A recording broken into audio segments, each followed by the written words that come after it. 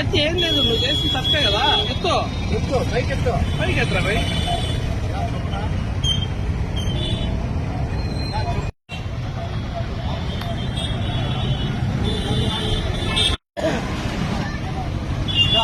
నేను మస్తిలో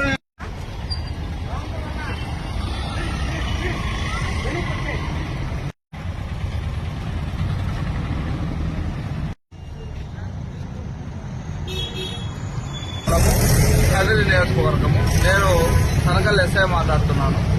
రీసెంట్ గా ఏమైందంటే ఇతని మీద దగ్గర ఒక 28 దొంగతనం కేసులు DHP అఫెండరు.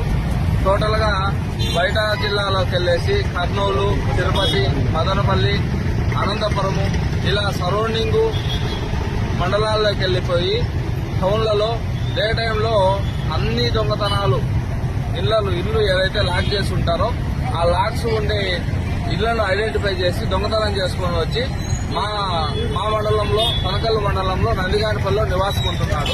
అయితే రీసెంట్ గా ఇతని మీద మన జిల్లాలో అయితే ఎటువంటి కేసులు లేవు.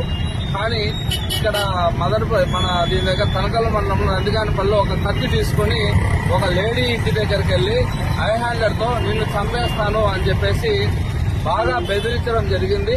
ఆమె భయభ్రాంతులకు గురై నువ్వు దగ్గర నుంచి పరిచయం చేసే విధంగా చేయడం వల్ల ఒక నాన్ బెయిలబుల్ కేసు నమోదు చేయడం జరిగింది.